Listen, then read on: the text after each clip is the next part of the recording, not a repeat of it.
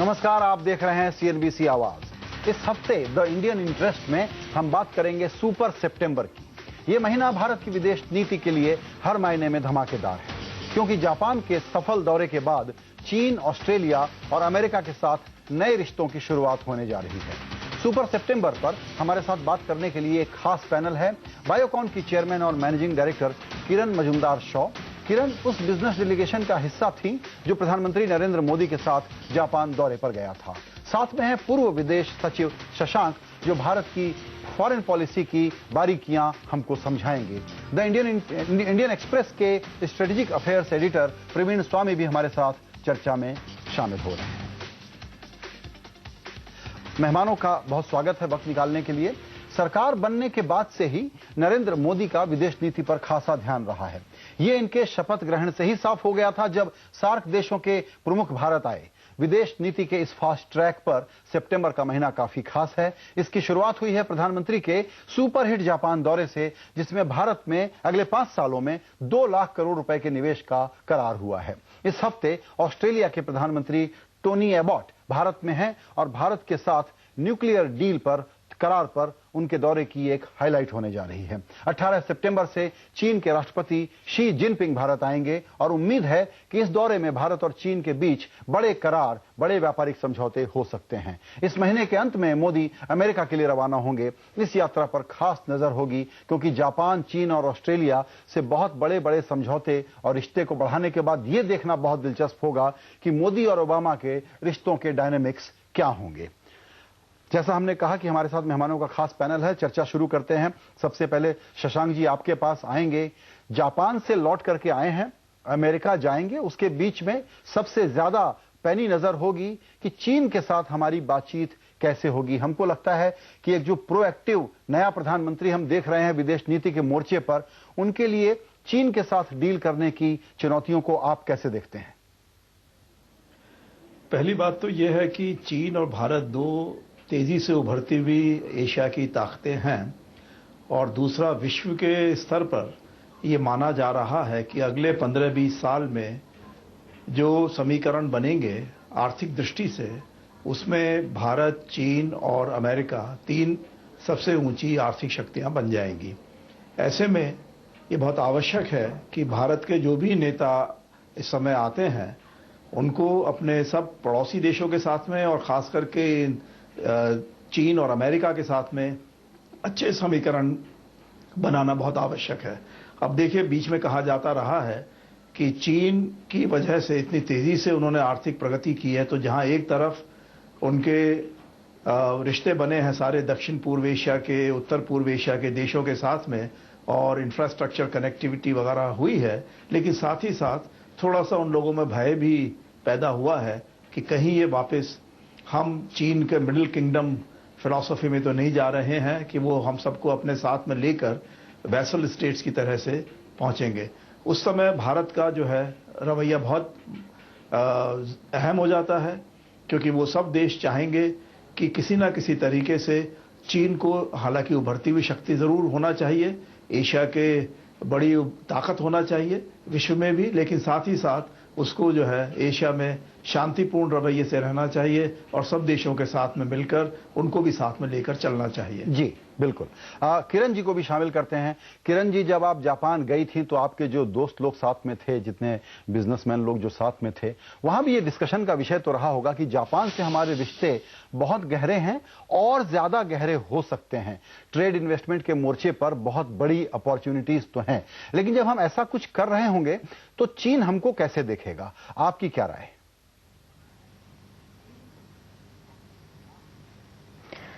देखिए, भारत को अपनी रिश्ते दूसरी इकोनॉमी से भी बहुत ही अच्छी तरह बिल्ड करना पड़ेगा, और ये हमारे लिए बहुत ही इंपॉर्टेंट है कि we have a balanced approach to all these very major economies.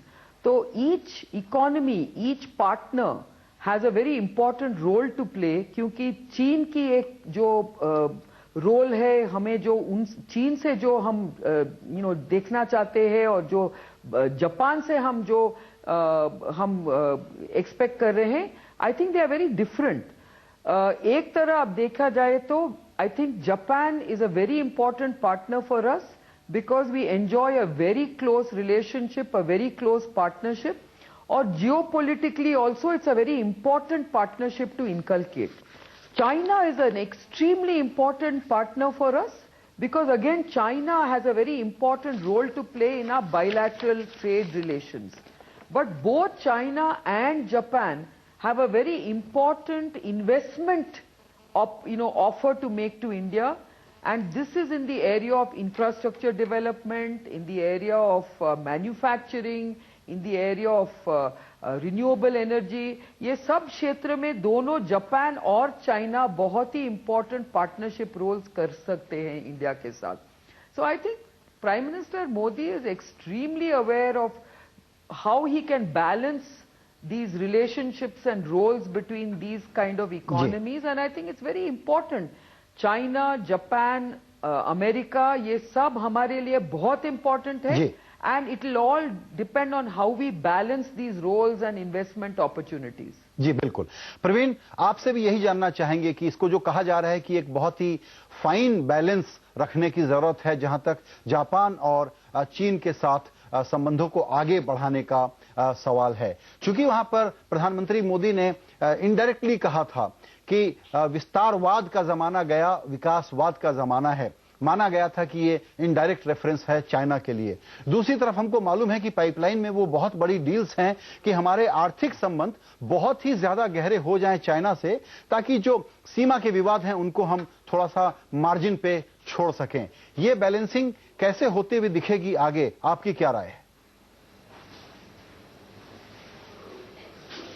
देखिए, जहां तक आर्थिक संबंधों की बात है, आप किसी भी विदेशी कंपनी से बात करें या किसी भी विदेशी डिप्लोमेट से बात करें तो सभी कहते हैं कि पिछले साल में समस्या ये नहीं थी कि रिश्ते आगे नहीं बढ़ पा रहे थे. समस्या ये थी कि प्रोजेक्ट क्लियर नहीं हो रहे थे, जो भी प्रोजेक्ट थे वो रेड टेप में फंस रहे थे. और मोदी जी ने अपने जैसे कि कहा, मोदी जी ने पहले जापान में ये कहा कि इंडिया आइए, बिजनेस करिए, India is open for business, चीजें होंगी. और अगर यहाँ चीजें थोड़ी स्मूथली चलने लगे तो कोई शक नहीं है कि ये रिश्ते काफी आगे बढ़ सकते हैं. लेकिन हमें दो बातें याद रखनी चाहिए. पहली बात यह है कि चीन ने जिस वक्त लिबरलाइजेशन शुरू किया और तरक्की करने लगा, उस वक्त ग्लोबल इकोनॉमी में एक डॉलरों का सैलाब था जिस पे चीन आगे बढ़ पाया. आज ग्लोबल इकोनॉमी की वो हालत नहीं है, तो हमें शायद ये उम्मीद नहीं रखनी चाहिए कि जो कुछ चीन में हुआ वो यहां होने वाला है. आर्थिक परिस्थितियां बिल्कुल ही बदल गई हैं पिछले 20 साल में. दूसरी बात है कि आर्थिक रिश्तों को एक साइड पे एक मिनट रखें तो बहुत सारी मुश्किल और गंभीर समस्याएं हैं जिनको मोदी साहब को बहुत डेलिकेटली हैंडल करना होगा. पहली समस्या है कि जापान, साउथ कोरिया और चीन के कई जो ईस्टर्न नेबर्स हैं, ऑस्ट्रेलिया भी, वो चाहते हैं कि भारत के साथ उनके सुरक्षा संबंध और गहरे हों. पिछले 5-6 साल भारत कभी एक कदम आगे लेता था, कभी 2 कदम पीछे लेता था, लेकिन हमेशा हम ऐसे बीच में लटके नहीं रह सकते. या तो कुछ डिसीजंस लेने पड़ेंगे या कुछ प्रपोजल्स रिजेक्ट करने पड़ेंगे, लेकिन किसी एक कैंप के साथ थोड़ा करीब आना पड़ेगा. अगले 5 साल हम ऐसे ही बीच में नहीं खड़े रह सकते. मुझे तो कम से कम नहीं लगता कि बीच में खड़े रह पाएंगे. दूसरी बात है कि यूएसए के साथ बहुत सारे मुद्दे फंसे हुए हैं. डिफेंस कोऑपरेशन, स्ट्रेटेजिक कोऑपरेशन के बारे में उन पे भी कुछ डिसीजंस लिए जाने पड़ेंगे.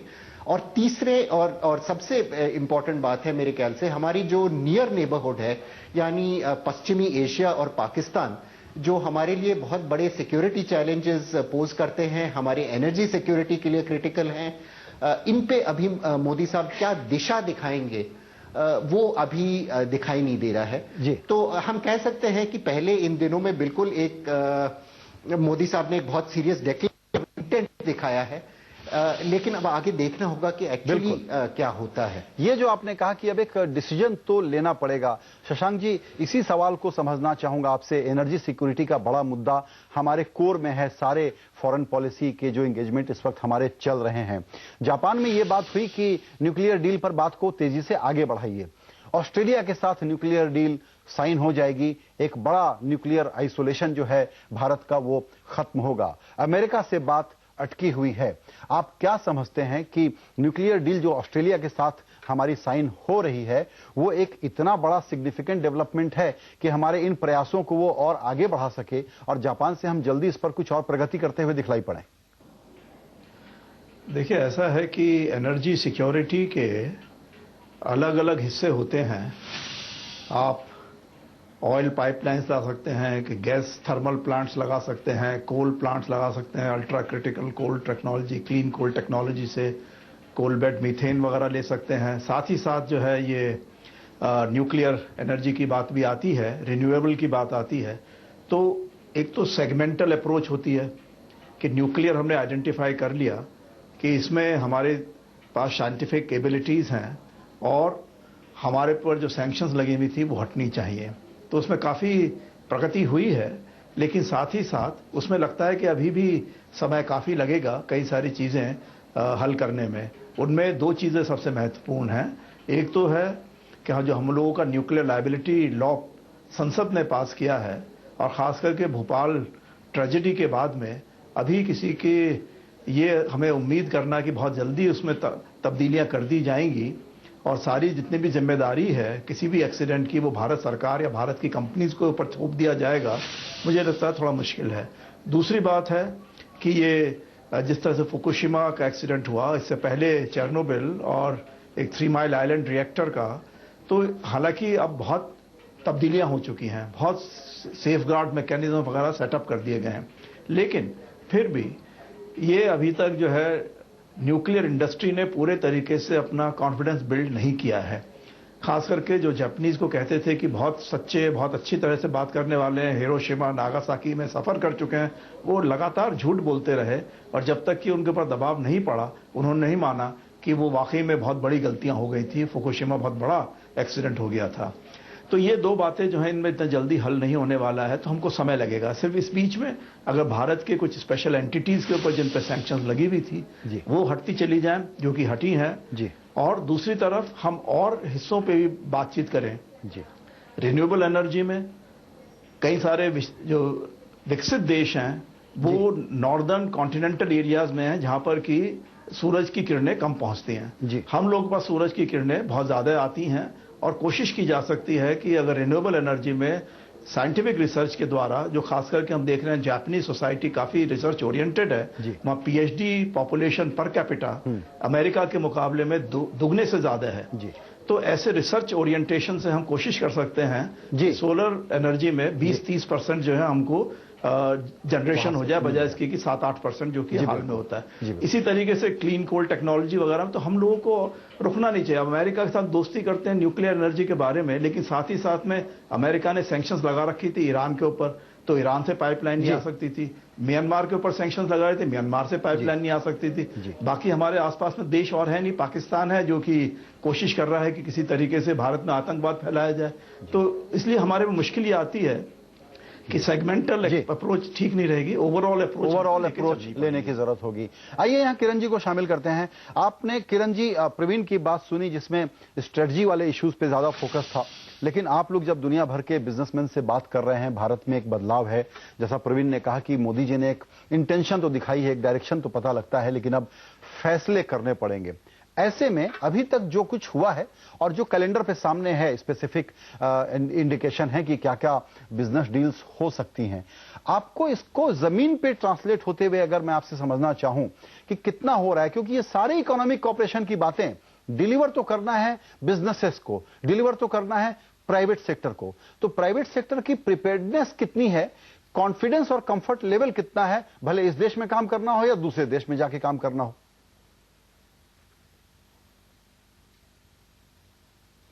देखिए, मोदी साहब तो बहुत ही अच्छी तरह ये बात समझते हैं और मोदी साहब ने ये भी कहा है कि he will focus on ease of doing business in India.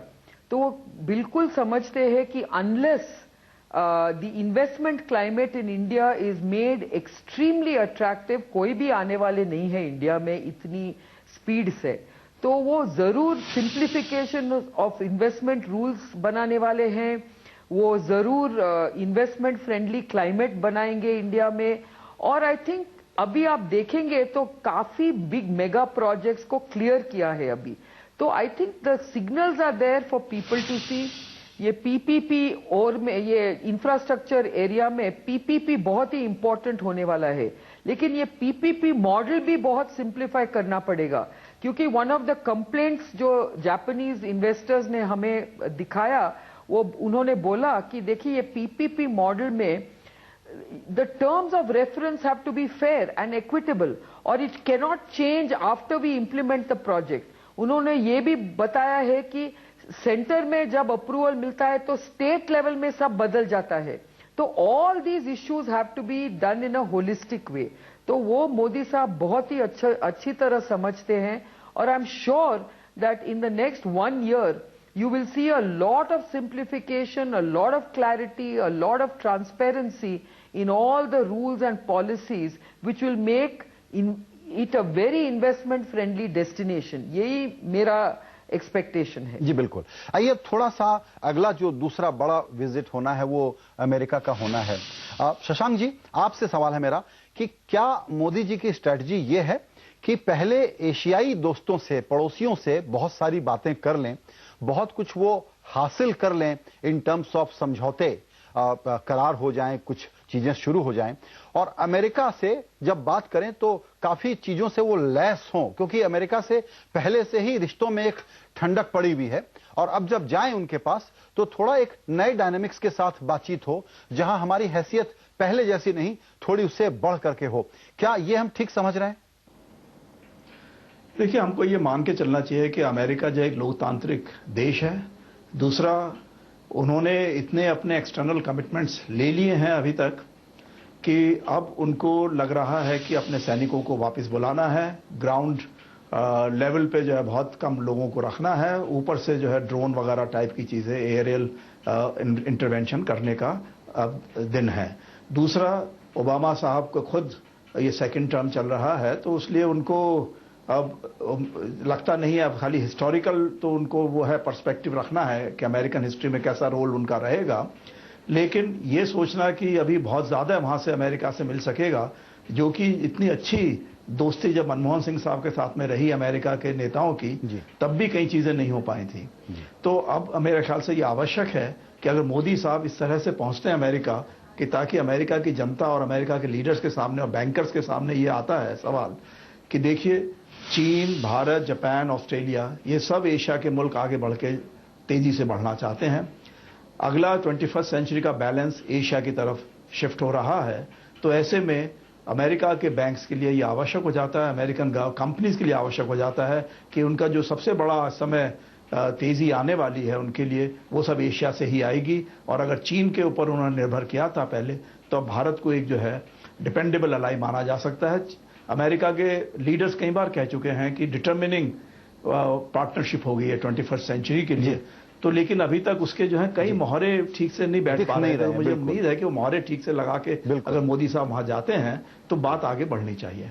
जी बिल्कुल। किरण जी, एक ब्रीफ कमेंट आपका अमेरिका पर लूंगा, क्योंकि हमारे पूरे पब्लिक कन्वर्सेशन में विदेश नीति से जुड़ने का मतलब होता है कि वेस्ट का डोमिनेशन हो, लेकिन अभी जहां पर हमारे रिश्ते इंडिया और अमेरिका के हैं, क्या इंडियन बिजनेसेस भी अपने को एक तरीके से रिकैलिब्रेट कर रहे हैं कि अमेरिका से अभी एक लिमिटेड ही गेन हो सकते हैं, इसलिए दूसरे देशों के साथ ट्रेड और इन्वेस्टमेंट पर ज्यादा फोकस देना चाहिए और पूरे इंडियन बिजनेस को उसमें ज्यादा एक्टिव होना चाहिए? अमेरिका भी रेडार पे थोड़ा पीछे हो रहा है।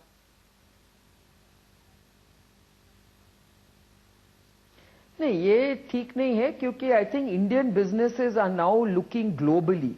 America has always been a very important, trading partner, but equally, I think other markets are opening up. देखिए, हमारे क्षेत्र में देखिए, लैटिन अमेरिका बहुत ही बड़ा मार्केट अपॉर्चुनिटी है फार्मास्यूटिकल्स के लिए। अगर आप देखा जाए तो अभी China, Japan, Asia is becoming a very important opportunity for India and वगैरह वगैरह।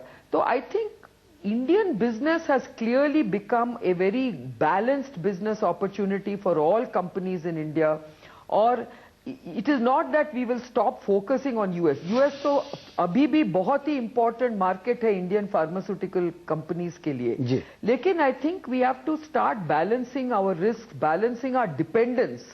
यही है, तो what Modi ji is doing is extremely important. देखिए इतने कम टाइम में उन्होंने इतनी सारी फॉरेन रिलेशनशिप्स ऑलरेडी तय की है। Already you are seeing that Japan, Australia, China and now US की ओर अभी सब डायलॉग शुरू किया है। बिल्कुल, तो आई इसीलिए think this balancing of our dependence on any one single area and also our important focus on strengthening our ties with all these various partners is also very important. बिल्कुल, इसीलिए आजकल लोग I think we all need to have a very balanced approach, not having over dependence on one एक किसी देश के साथ। और ये एक बात सब लोग कह रहे हैं आजकल की नए प्राइम मिनिस्टर जो हैं वो ये कर रहे हैं कि कंटिन्यूटी तो है भारत की फॉरेन पॉलिसी की, लेकिन एक नई प्रोएक्टिविटी दिखा रहे हैं। और कुछ लोग इंग्लिश में वो शब्द यूज करते हैं कि मस्कुलर सी डिप्लोमेसी हो गई है हमारी। अब थोड़ा सा विषय बदलते हैं। प्रवीण, आपके पास आऊंगा। दो घटनाओं का जिक्र करूंगा और फिर आपसे समझना चाहूंगा। एक तो ये कि पाकिस्तान से पहले हमने गर्मजोशी दिखाई, फिर हमने बातचीत कैंसिल की, और बातचीत जब पोस्टपोन की उसके बाद अमेरिका की अंदरूनी प्रॉब्लम शुरू हो गई। नवाज शरीफ वहां पर खतरे में हैं। ऐसे में अल कायदा ने भारत के ब्रांच के बारे में जिस खबर को आपने ब्रेक किया उसका जिक्र हमने सुना। तो भारत का जो एक सबसे बड़ा चैलेंज है वो ये पाकिस्तान वाला एक टुकड़ा है। इसको कैसे देखा जाए, समझा जाए, और आने वाले दिनों में आप इसके बारे में क्या फ्लैग करना चाहेंगे कंसर्न के तौर पे? देखिए, अलकायदा का जो ये स्टेटमेंट आया इसके वजह हमें पैनिक नहीं करना चाहिए। आखिर जो दहशतगर्द वैसे ही भारत को टारगेट कर रहे थे वो ही आगे भी टारगेट करते रहेंगे, चाहे वो अलकायदा का झंडा पहने या लश्कर ए तैयबा का झंडा पहने, उससे हमें कोई ज्यादा फर्क नहीं पड़ता। लेकिन बड़ी पिक्चर ये है कि पूरी हमारी पश्चिमी नेबरहुड जो है उसमें हालात लगातार बिगड़े जा रहे हैं कुछ सालों से। अफगानिस्तान में इस साल यूएस फोर्सेस निकल जाएंगे, उसके बाद हालात और भी खराब होने वाले हैं। वहां एक पॉलिटिकल डेडलॉक है। पाकिस्तान में इंडस रिवर के पश्चिमी ओर पे लगभग पाकिस्तान ही खत्म हो गया है। आगे इस सब के मतलब इम्प्लीकेशंस हमारे लिए जरूर होंगे। और जबकि ये काफी क्लियर है कि इस गवर्नमेंट में इस पे बहुत सोच है, पिछले सरकार में भी सोच था। अगर हमें इन प्रॉब्लम्स को डील करना है तो एक लंबे 4 या 5 साल का प्रोग्राम बनाना होगा कैपेसिटी डेवलपमेंट का, इंटेलिजेंस के क्षेत्र में, पुलिसिंग के क्षेत्र में, बॉर्डर डिफेंसेस के क्षेत्र में। जरूर ये इस सरकार में इन विषयों पे बहुत सारी सोच है, लेकिन आगे ये क्या करने वाले हैं एग्जैक्टली उस पे कोई फिलहाल पब्लिक कम से कम क्लैरिटी नहीं आई है। दूसरी बात मैं ये कहूंगा कि पंडित जवाहरलाल नेहरू के वक्त से हर एक प्रधानमंत्री ने पाकिस्तान के साथ अमन लाने की कोशिश की है, और हर एक प्रधानमंत्री ने ये देखा है कि रिजल्ट्स कुछ शायद नेगेटिव ही आए हैं उनके एफर्ट्स के बावजूद। तो मेरे ख्याल से मोदी साहब के लिए भी ये बहुत बड़ी चुनौती रहेगी। ना दहशतगर्दी का मसला, ना पाकिस्तान की इंस्टेबिलिटी के मसले ये गायब हो जाने वाले हैं, और ये कैसे डील करेंगे मेरे ख्याल से हम सब बहुत इंटरेस्ट के साथ देखेंगे, क्योंकि इनके प्रीडिसेसर सारे ही लगभग, चाहे वो किसी भी पार्टी के हुए हों, इस चुनौती के साथ मेरे ख्याल से काफी मुश्किलों में पड़े।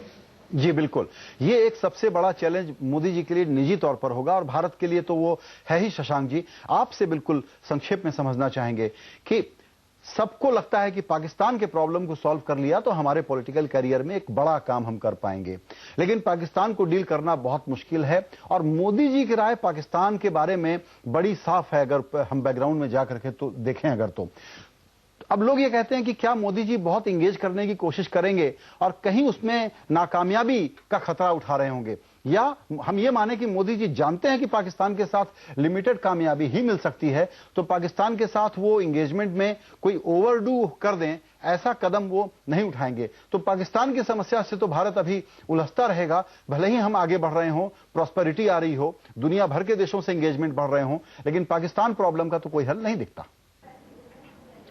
देखिए, ऐसा पाकिस्तान में जो तब्दीलियां आ रही हैं वो बहुत महत्वपूर्ण है और हमको समझना चाहिए।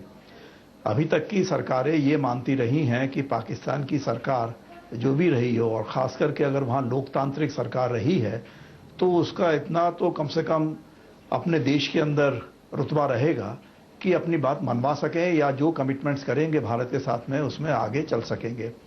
अब हालात यह है कि तब्दीलियां इतने तेजी से आई हैं कि खाली ये सेना ही ऐसा नहीं है कि दबाव बना रही है राजनीतिक दलों के ऊपर, बल्कि जो छोटे राजनीतिक दल हैं जिनके स्पेसिफिक ग्रुप्स हैं, उनके सपोर्ट बेस जो है बहुत नैरो है, लेकिन वो ज्यादा ताकतवर दिखा रहे हैं अपने, खासकर इस्लामाबाद क्षेत्र में, जहां पे कि आर्मी का कंट्रोल काफी ज्यादा रहता है और राजनीतिक जो सरकारें हैं उनका वो गढ़ रहता है। तो ऐसे में ऐसा लगता है कि पाकिस्तान के अंदर तब्दीलियां जो हैं बहुत रेडिकल हो रही हैं कि अगर वहां पर लोकतांत्रिक सरकार बनी भी रहती है उसका कार्य क्षेत्र बहुत सीमित हो जाएगा। दूसरी बात हमको ये समझनी चाहिए कि पाकिस्तान बना था मुसलमानों के लिए बेसिकली, और मुसलमान जो समाज है इस समय वो पूरा का पूरा टर्मोइल में है, चाहे अफगानिस्तान हो, इराक हो, सीरिया हो। तो अलकायदा पहले आया, अब जो है हम सुन रहे हैं ये इस्लामिक स्टेट और खलीफत की बात हो रही है जी। तो इसमें अमेरिका और वेस्टर्न कंट्रीज का बहुत जबरदस्त हाथ रहा है कि उन्होंने इस तरह से उभार दिया इन सब शक्तियों को कि वो अभी तक समझ नहीं पा रहे हैं कि जो पुराने इनके झगड़े चलते रहे हैं क्रिश्चियनिटी और इस्लाम के, अब उनको नए रूप क्या निकल कर आएंगे। तो अब जो हमें अपनी तरफ से देखना यह है कि हमने अपना कल्चरल हेरिटेज के बेसिस पे समाज बनाया है और हम चाहते हैं कि यूनिटी एंड डाइवर्सिटी वगैरह टाइप की चीजें हम रखना चाहते हैं, तो कैसे आगे बढ़ पाएंगे। तो इसलिए मोदी जी के लिए जो है एक रेडिकल न्यू थॉट लेकर आना जरूरी है और इसमें हम सोचते हैं कि अगर वो जो सफलता उन्होंने और क्षेत्रों में दिखाई है, अगर इसमें दिखा पाएंगे तो भारत के लिए बहुत अच्छी बात है। बिल्कुल, पाकिस्तान और इस्लामिक वर्ल्ड में जो नए परिवर्तन हो रहे हैं उसको देखते हुए मोदी जी को एक रेडिकल थॉट लेके आना पड़ेगा जहां तक पाकिस्तान से डील करने का सवाल है। लेकिन सितंबर महीना चूंकि हिंदुस्तानी डिप्लोमेसी के लिए बहुत ही सक्रिय महीना है, तो हमने कोशिश की कि प्रवीण स्वामी, शशांक जी और किरण चौ मजुमदार के साथ आपके सामने एक ऐसी समीक्षा रखी जाए कि कैसे भारत की विदेश नीति अब एक अगले पड़ाव में, एक अगले दौर में जाने की कोशिश कर रही है। सभी मेहमानों का वक्त निकालने के लिए बहुत शुक्रिया। नमस्कार।